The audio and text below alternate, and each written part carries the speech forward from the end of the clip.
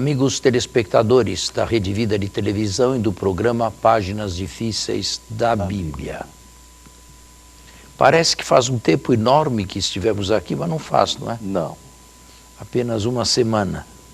E onde foi que nós paramos na carta aos Hebreus? Bom, nós iniciamos o capítulo 3 e o senhor explicou algo, fez uma introdução sobre o repouso. Sim, eu queria preliminarmente dizer uma coisa aos telespectadores. Aqui se trata de um programa profundo, não escondo isto. Não é um programa escolar de ensino médio. Não é um programa para a primeira comunhão. Isto aqui é um programa profundo para quem gosta de teologia. Mas alguém poderia me dizer, não basta os evangelhos? Os evangelhos não são mais importantes?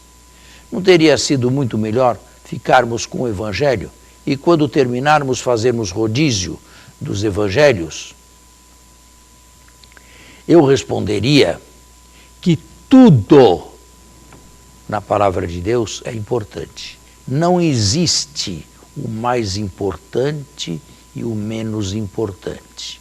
Não existe o apreciável e o desagradável.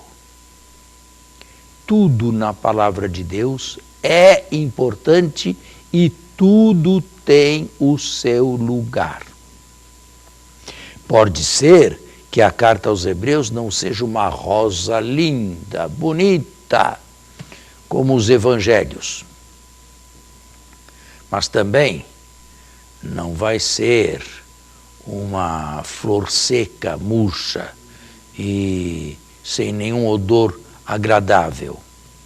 Se não fosse esta carta aqui, nós nada saberíamos, ou pouquíssimo, a respeito de um sacerdócio de Jesus. Mas é importante para nós cristãos do século XXI que Jesus Cristo tenha sido sacerdote? À primeira vista a resposta é não. Não é importante. Porém, se eu vasculho a palavra, o vocábulo sacerdote ou sacerdócio, procurando ver o que está por detrás do termo, o que está no seu bojo, o que vem representado por esta palavra, então apenas a carta aos Hebreus e nenhum evangelho nos traz. De resto, a Bíblia não é um círculo, uma espécie de bola, onde todas as coisas são idênticas, onde o ponto central pode ser qualquer parte, dependendo de para onde se gira a bola. Na Bíblia, nós não temos um círculo, nós temos na Bíblia uma floresta. E uma floresta, ou numa floresta, existem plantas nobres. Existem plantas bonitas, existem árvores altíssimas e também existem arbustos. Também existem flores pequeninas que quase não chamam a atenção. Mas tudo isto é ou constitui a beleza da floresta. Compreender a Bíblia deste jeito é munir-nos dos equipamentos necessários para a exploração de uma floresta, onde tudo tem o seu valor. Nada é absolutamente desprezível, nem uma pedra. Tudo está ali para concorrer para o bem daquilo. E, diferentemente da esfera, nem todas as afirmações têm o mesmo valor. Claro, existem afirmações na Bíblia que não se comparam com o Sermão da Montanha ou com a tradição da morte e da ressurreição de Jesus.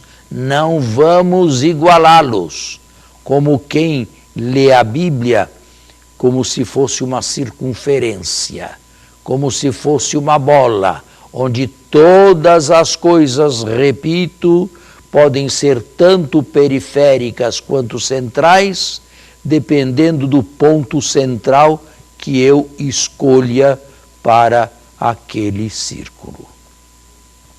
A carta aos Hebreus, para muitos até então, era uma carta desconhecida. A própria igreja faz uso desta carta em poucos domingos do ano litúrgico. Poucos.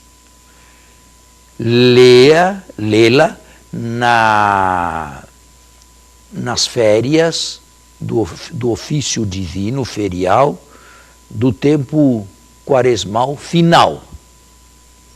Mas quem não reza o ofício, quem não busca o ofício das horas, não tem acesso à carta aos Hebreus. Existe um dado do sacerdócio de Jesus ou da pessoa de Jesus que é imprescindível para cumprirmos a sua missão. É chamarmos Jesus de mediador. Mas quem é capaz de fazer a mediação?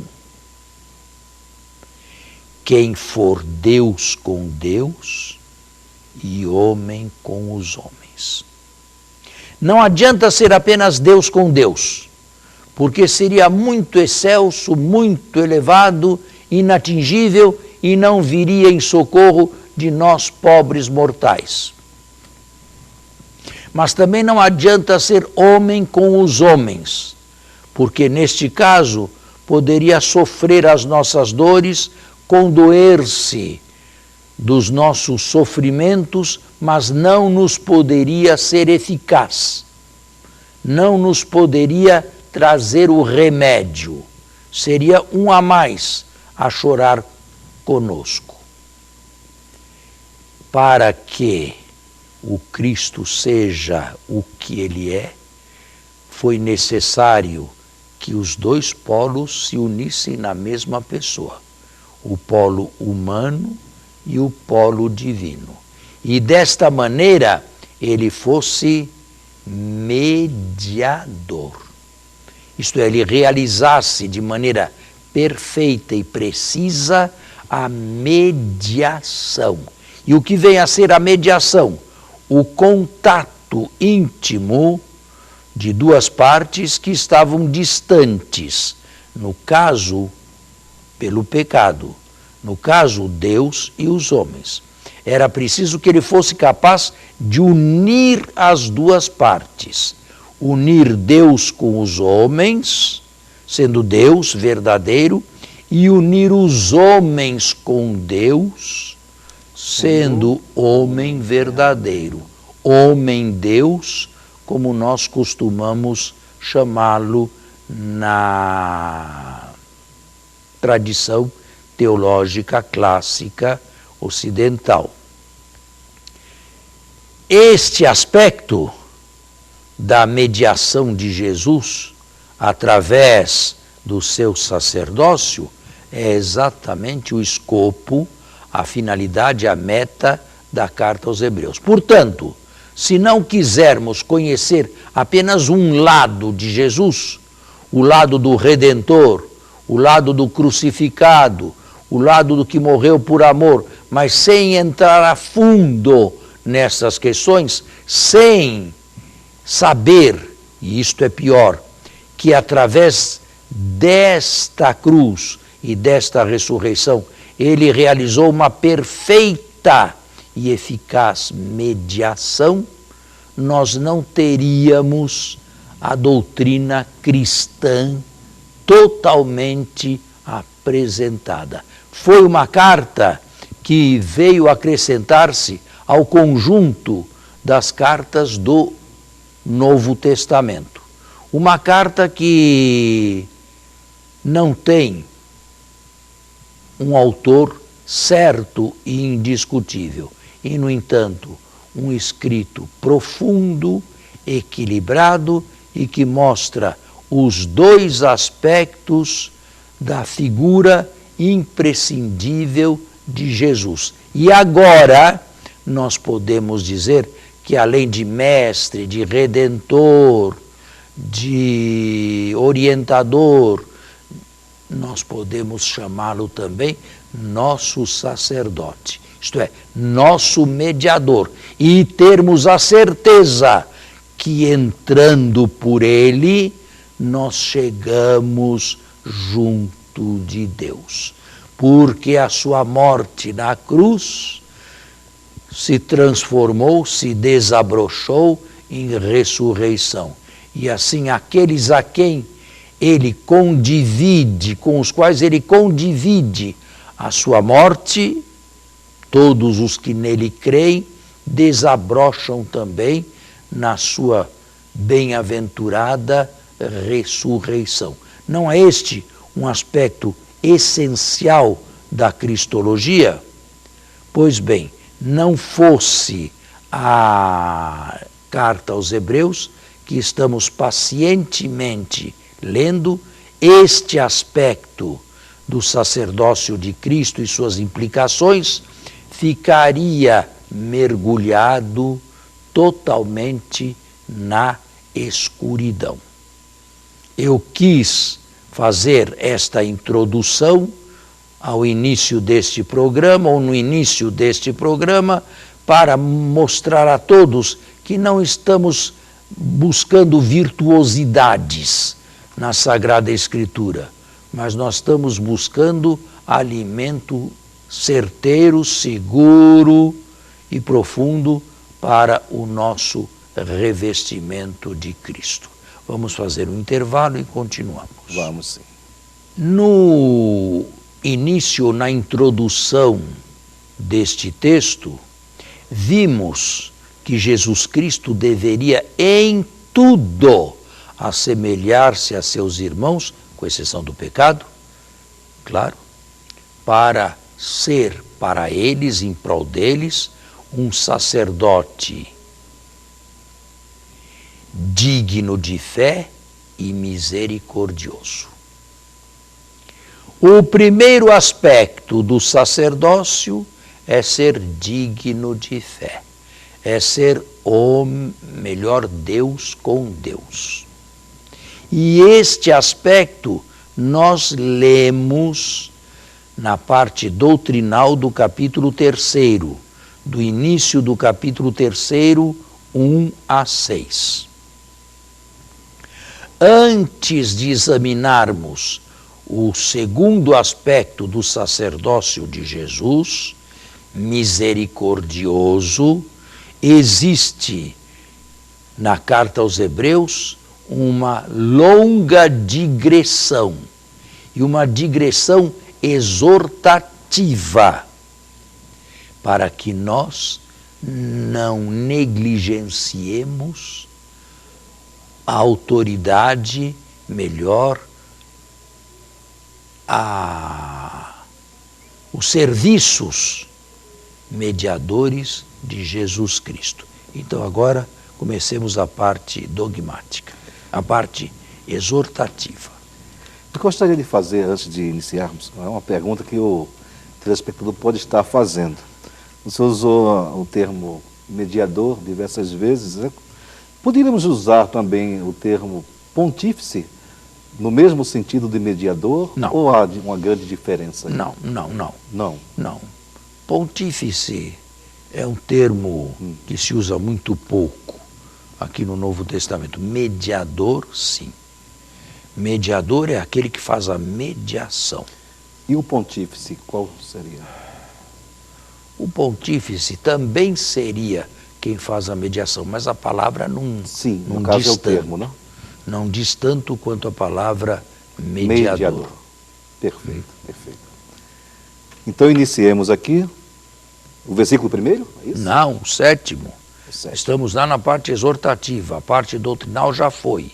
A autoridade de Jesus sobre a casa que somos nós já foi dito. Ok.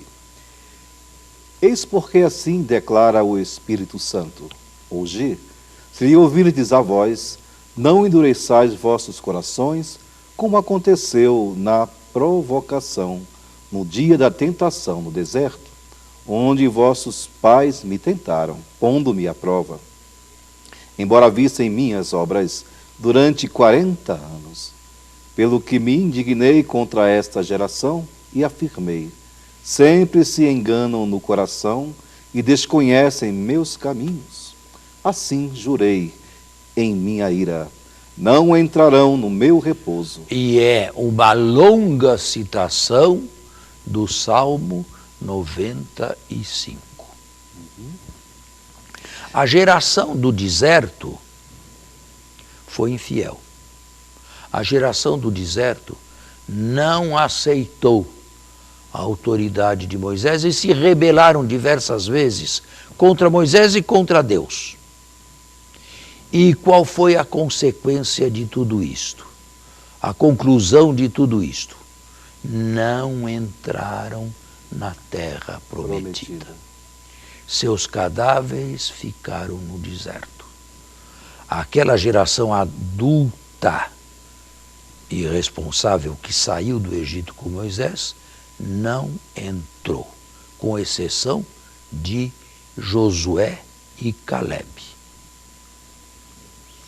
Agora, muitos anos depois, nós continuamos a percorrer o saltério e a recitar o Salmo 95, inspirado por Deus a Davi, numa exegese rabínica, evidentemente. E se Davi nos diz: hoje, se ouvirdes a sua voz, não endureçais vossos corações, como no certo, é que ainda resta uma fresta aberta.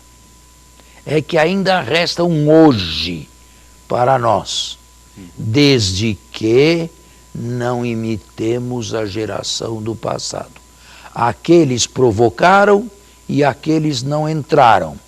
A porta está cerrada pelo meio, não de tudo ainda. Existe um hoje, dito por Deus a Davi, ou inspirado por Deus a Davi. E se esta geração hoje for fiel, ela, contrariamente à geração do deserto, entrará no repouso de Deus, que não é mais Canaã, a terra onde corre o leite e o mel, mas o próprio céu. É uma exegese profunda, embora rabínica. Continue. Vede, irmãos, que não haja entre vós quem tenha coração mau e infiel, que se afaste do Deus vivo. Exortai-vos antes uns aos outros, dia após dia, enquanto ainda se disser hoje. Enquanto ainda se puder dizer hoje, isto é, enquanto a porta ainda estiver meio aberta. Para que ninguém de vós se endureça, seduzido pelo pecado, pois nos tornamos companheiros de Cristo, contanto que mantenhamos firme até o fim nossa confiança inicial. Quando se diz hoje, se lhes ouvirdes a voz, não endureçais vossos corações, como aconteceu na provocação. Quais foram os que ouviram e fizeram a provocação? Não foram todos os que saíram do Egito, graças a Moisés? E contra quem se indignou ele durante 40 anos? Não foi acaso contra os que pecaram, e cujos cadáveres caíram no deserto? E a quem, senão aos rebeldes, jurou ele que não entrariam no seu repouso? Vemos, pois... E isto é uma lição para nós? Vemos, pois, que foi por causa da sua infidelidade que não puderam entrar. Está claro o texto? Claríssimo. Agora, a exortação se continua pelo capítulo 4 afora. Uma pergunta, uma dúvida que me ocorre agora. A exortação ou parênese é a mesma Parenese, coisa? é. Parenese. O Certo. que tem ela? Não, porque eu vi esse termo aqui, parenese, e exortação é a mesma coisa, não? É a mesma coisa, sim. Certo. É Continuamos? o texto grego, é a palavra grega. Continue. Ora, sendo que ainda continua a promessa de entrar no seu A repouso. porta não se fechou de tudo, Ainda continua, né? continua Tenhamos- ainda meio aberta. Ainda há chance. Tenhamos o cuidado de não encontrar entre vós quem chegue atrasado, Quem chegue atrasado. o noivo e as noivas, né? Pois também nós, como eles, recebemos uma boa nova. A palavra que ouviram, contudo, de nada lhes aproveitou, por não se unirem pela fé àqueles que a tinham ouvido. Nós, porém, que abraçamos a fé, entraremos no repouso, conforme o que foi dito. Assim jurei em minha ira, não entrarão no meu repouso. Eles não. Nós, dependendo dos nossos atos, podemos ter a esperança, sem, digamos, presunção, de entrar no repouso de Deus um dia. Claro está que as obras de Deus estão terminadas desde a criação do mundo, pois em algum lugar se diz sobre o sétimo dia. No sétimo dia repousou Deus de todas as suas obras. Fechou a porta para o E seu ainda repouso. nesta passagem, não entrarão no meu repouso. Sendo assim, outros entrarão nele, visto que aqueles que primeiro receberam a boa nova não entraram, devido à sua desobediência. Tornou Deus a fixar outro dia, um hoje. Um novo hoje para gerações futuras, para nós. Quando há muito disse em Davi, conforme dissemos acima, hoje se lhe ouvirdes a voz, não endereçais vossos corações.